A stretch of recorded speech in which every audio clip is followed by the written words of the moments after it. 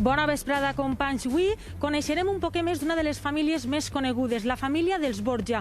Ho farem a través de la primera ruta turística creada així a València, una ruta que comença precisament on estem, així, en les Corts Valencianes. Aquest edifici que tinc a les meves esquenes va ser la segona residència d'esta família, creat en el segle XV. En uns instants coneixem més d'esta ruta amb els seus creadors.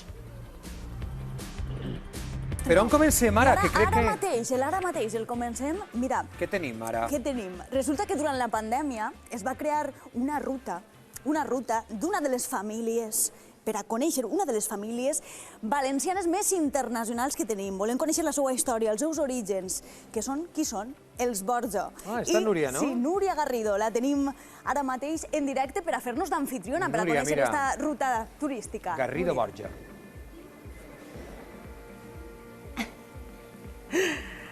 Bona vesprada, companys, com esteu? Efectivament, avui anem a conèixer un poc més d'una de les famílies més conegudes, una de les famílies que a més va deixar un patrimoni cultural importantíssim a la ciutat de València i també a Gandia. I com molt bé ha explicat Maria, anem a fer-ho a través d'una ruta turística. Com esteu veient, ara mateixa la creadora d'esta ruta està explicant a un grup de joves internacionals, n'hi ha de Bulgària, també d'ací de València, d'altres llocs d'Espanya. Està explicant-nos un poc aquesta ruta, perquè aquesta ruta, companys, comença on ens trobem ara mateix, així. A les meves esquenes tinc les Corts Valencianes, que ara és la casa dels polítics valencians, però en el segle XV es va construir i va ser la segona residència dels Borja. Però que m'expliqui un poc més la seva creadora. Vaig a interrompre-la un poquet per a que m'expliqui un poc més. Bona vesprada, Tània. Bona vesprada.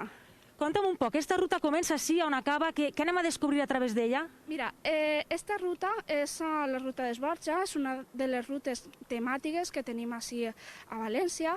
Estem així ara el que és ara el Palau de les Corts i bueno, en la ruta el que se fa és conèixer el llegat que ha tingut la família i bueno, pues, també conèixer el patrimoni que els envolta.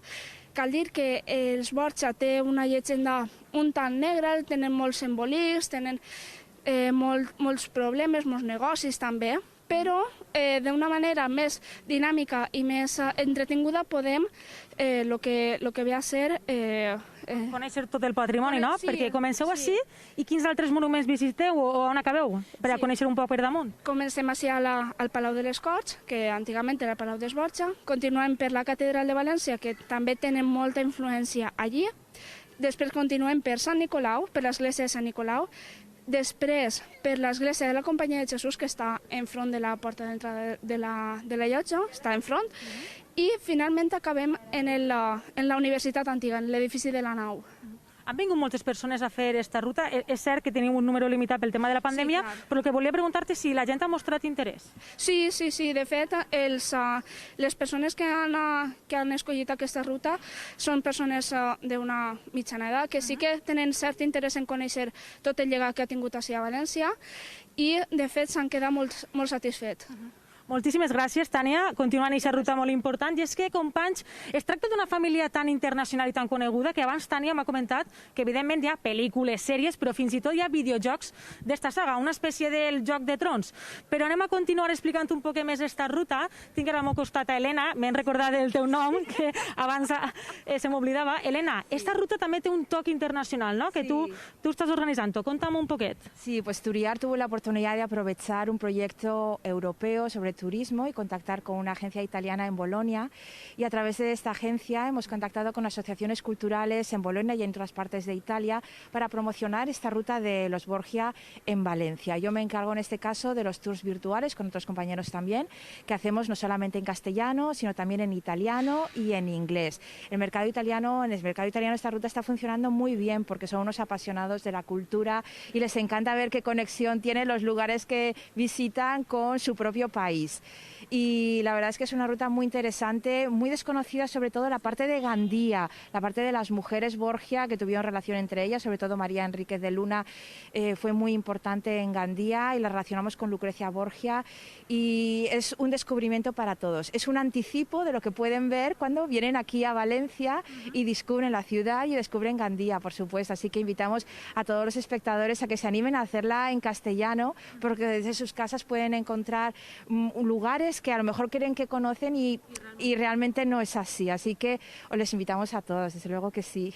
Moltíssimes gràcies. I tenim eixa part internacional, tenim així també a un representant d'Itàlia, Claudio. Buenas tardes. Buonasera.